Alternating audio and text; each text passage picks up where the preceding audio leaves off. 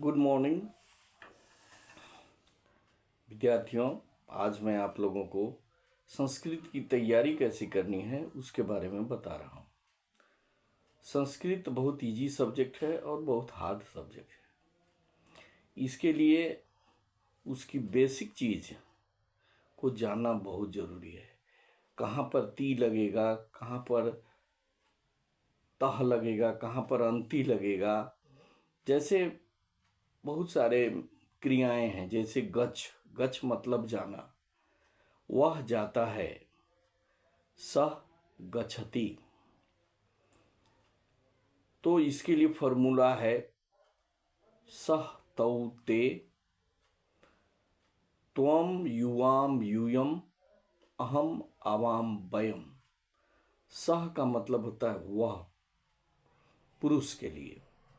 तौ मतलब वे दोनों, ते मतलब वे सब, त्वम मतलब तुम, युवाम मतलब तुम दोनों, यूयम मतलब तुम सब, अहम मतलब मैं, आवाम मतलब हम दोनों, वयम मतलब हम सब।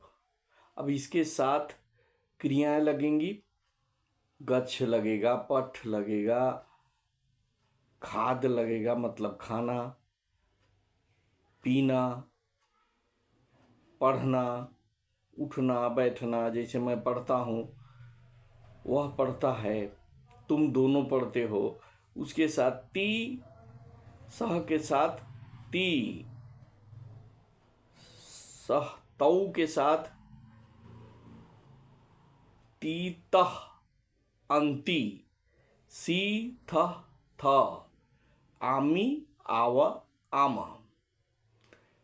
ती तह अंति, सी थह थ, आमी आव आमा। अब जो भी क्रिया है उसके साथ, जैसे वह जाता है, वह जाता है, स गच्छति, वे दोनों जाते हैं, ते गच्छतः, वे सब जाते हैं, वे लोग जाते हैं, ते गच्छन्ति, तुम जाते हो, त्वम गच्छसि, सी के साथ, सी के बाद था, तब था, तुम जाते हो, तुम दोनों जाते हो, त्वम के साथ गच्छसि, युवाम के साथ गच्छथ, और यूयम के साथ गच्छथः। मैं जाता हूँ, हम गच्छामि, हम दोनों जाते हैं,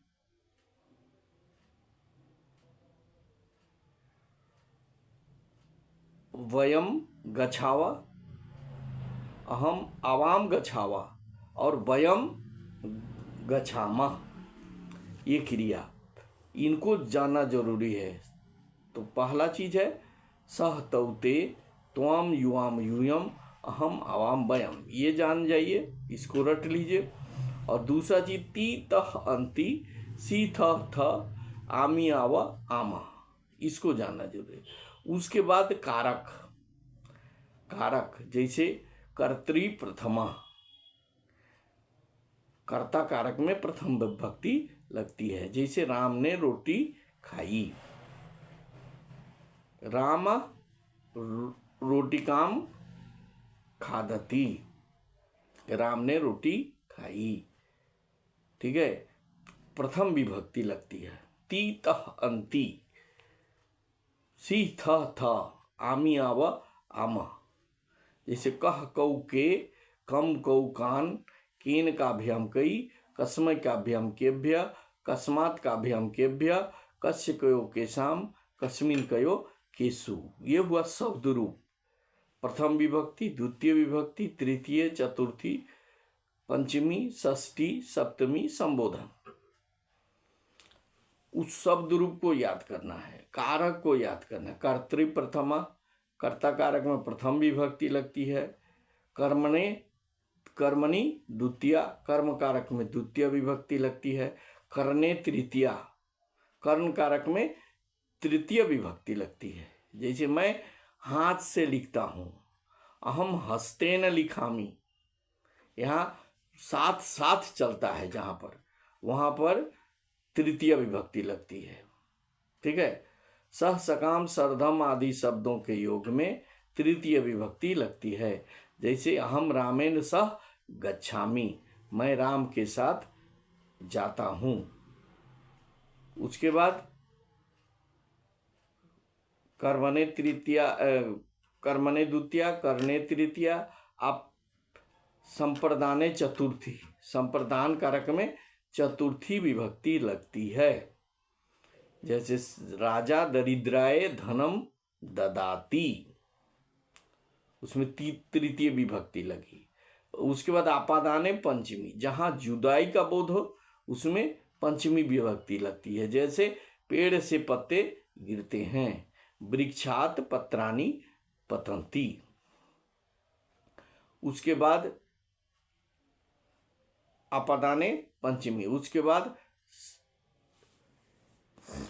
षष्ठी कारक, संबंधे षष्ठी, जहां संबंध हो, संबंध का बोध होता हो उसमें षष्ठी लगती है।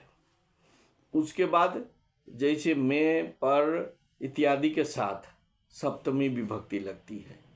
और जहाँ संबोधन हो, किसी को आशीर्वाद हो, किसी को आह हो, यहाँ पर सप्तमी विभक्ति लगती है। इस प्रकार से अगर आप संस्कृत को पढ़ेंगे, कारक को पढ़ेंगे, शब्द रूप को पढ़ेंगे, धातु रूप को पढ़ेंगे, और सबसे बड़ा चीज़ है कि अनुवाद करना अगर आप जान जाते हैं, अनुवाद करते हैं, अगर अनुवाद आप सीख गए तो समझ लीजिए कि आप 99%, कम से कम 90%, 99 तो थोड़ा ज़्यादा हो गया, लेकिन 90% निश्चित रूप से आप लाएंगे। इसलिए मेरा कहना है कि आप व्याकरण को ध्यान से पढ़िए और उसको समझने का, उसको अभ्यास करने का कोशिश कीजिए। और जहाँ समझ में नहीं आए, आप हमें